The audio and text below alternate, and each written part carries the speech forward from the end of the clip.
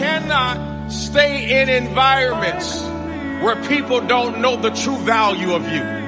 If you stay in environments where people don't recognize the value of you, you will shrink your gift to the size of what they can stand. And that's what causes anxiety and depression and stress, because you have had to shrink into a form where people can tolerate you.